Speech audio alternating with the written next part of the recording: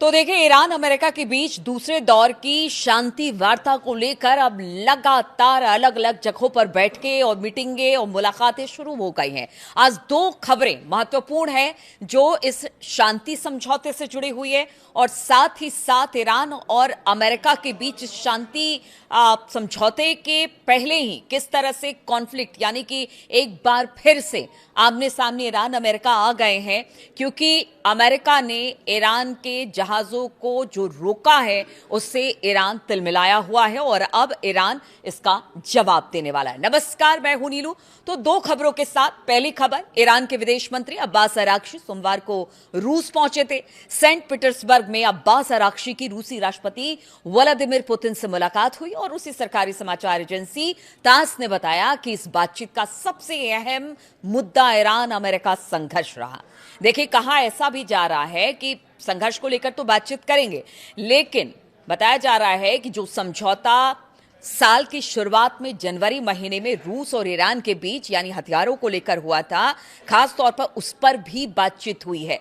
और ये बातचीत किस तरह से और क्यों लग रहा है कि अब जो पीछे जो काफी ज्यादा बातचीत हुई हथियारों को लेकर, लेटेस्ट जहाजों को, जो जंगी जहाज हैं या फिर फाइटर प्लेन्स हैं या वेपन्स हैं, उसको देने को लेकर क्यों आखिर ईरान को इसकी जरूरत पड़ गई है और रूस से इस पर बातचीत हुई है। और कहा यह जा रहा है कि अब रूस भारी तादाद में भर भर कर हथियार ईरान भेजेगा। देखिए, यह समझौता पहले हो चुका था, लेकिन उससे पहले बातचीत संघर्ष को लेकर क्या हुई है वो आपको बताते हैं, उसके बाद फिर हथियारों की बात भी हम करेंगे।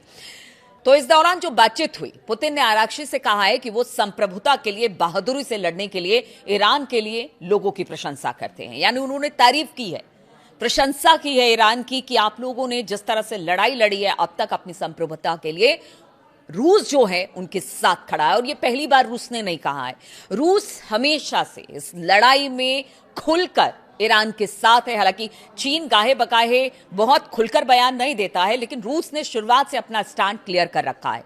उन्होंने ईरान को मदद का भरोसा दिलाया है। राष्ट्रपति पुतिन ने कहा कि रूस पश्चिम एशिया में शांति बहाल करने के लिए ईरान और क्षेत्र के अन्य देशों के हित में हर संभव प्रयास करेगा। यानी वो ईरान के साथ भी है, शांति की बात भी करता है और जरूरत पड़ी तो इस लड़ाई की दिशा और दशा भी तय कर सकता है। पुतिन ने यह साफ कर दिया।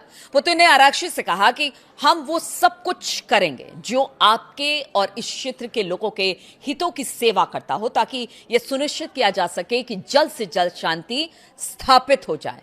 यानी शांति की बात रूस हमेशा से करता रहा है और उसका कहना है कि देखिए, पहले भी वो कह चुका है जब स्थिति बहुत ज्यादा बिगड़ गई थी, बीच में जबरदस्त हमले हो रहे थे एक दूसरे के ऊपर, यानी अमेरिका, इजराइल और ईरान में हमले हो रहे थे, उस वक्त भी कहा था कि देखिए, मिडिल ईस्ट में अशांति पूरे दुनिया में अशांति का कारण बन सकती है, इसलिए खत्म किया जाए। इसलिए इस बात पर भी पुतिन का खासा जोर रहा कि शांति यहां पर स्थापित हो। पुतिन ने कहा कि पिछले हफ्ते मुझे ईरान के सर्वोच्च नेता का एक संदेश मिला। मैं आपसे अनुरोध करना चाहूंगा कि आप उनके लिए मेरा हार्दिक धन्यवाद और उन तक पहुंचाएं और इस बात की पुष्टि करें कि रूस भी ईरान की तरह अपने रणनीतिक संबंधों को जारी रखने का इरादा रखता है। यानी अगर दोस्ती की बात रूस कर रहा है ईरान के साथ, तो उन्होंने कहा कि जो सुप्रीम लीडर की तरफ से जो एक संदेश आया था, उन्होंने कहा कि हम भी चाहते हैं कि ईरान के साथ हमारे जो रिश्ते हैं और मजबूत और पुख्ता हो। और ये संदेश उन्होंने कहा कि आप अपने सुप्रीम लीडर अब्बास अराक्ची को कहा कि जाकर दे मेरी तरफ से।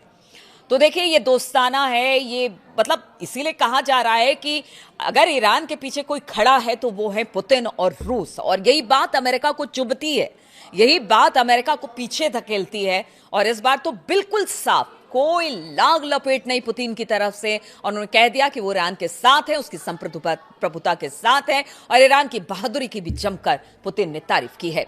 ईरानी विदेश मंत्री ने पुतिन के समर्थन की सराहना करते हुए कहा कि ये सभी के सामने साबित हो गया कि ईरान के पास रूस जैसे दोस्त और सहयोगी है। या ईरान ने भी शुक्रिया अदा किया है पुतिन का, जो ठीक मुश्किल समय में उसके साथ खड़े रहते हैं। ईरान अमेरिका में दूसरे दौर की वार्ता की चर्चा से पहले आराक्ची पुतिन की इस बैठक को काफी अहम माना जा रहा है, क्योंकि बताया जा रहा है कि पुतिन ही अब वो व्यक्ति हैं जो कि ट्रंप को इस युद्ध से निकाल सकते हैं, शांति ला सकते हैं। क्योंकि अभी तक जो ट्रंप के प्रयास हुए हैं उसमें तो वो असफल ही दिखाई दे रहे हैं। इसलिए अगर ये जो वार्ता है वो बहुत हद तक पुतिन और शी जिनपिंग पर टिकी हुई है, क्योंकि मुज़्तबा के साथ यही दोनों देश हैं और वही यही दोनों देश जो हैं वो डिसीजन लेने वाले हैं। और इसी वजह से आराक्षी पुतिन की इस बैठक में काफी अहम माना जा रहा है और बताया जा रहा है कि अब एकदम साफ हो गया है कि देखिए, शी जिनपिंग हो या फिर पुतिन हो, ये दोनों जो हैं वो ईरान के साथ खड़े हैं और अगर शांति वार्ता होती है तो उसमें इन दोनों का बेहद अहम योगदान रहने वाला है। पुतिन जो हैं वो ईरान के साथ है। पुतिन ने कहा कि ईरान के लोग अपनी आजादी के लिए हिम्मत और बहादुरी के से लड़ रहे हैं। उम्मीद है कि ईरान के लोग इस मुश्किल दौर से जल्द ही निकल जाएंगे। और यही बात पुतिन लगातार कहते रहे और एक बार फिर से पूरी तरह से आश्वस्त कर दिया है। अब इसको लेकर व्हाइट हाउस और अमेरिका के भी कान खड़े हो गए हैं, क्योंकि उनको पता है कि पुतिन और शी जिनपिंग जिनके पीछे हैं उनको हराना बड़ा मुश्किल है।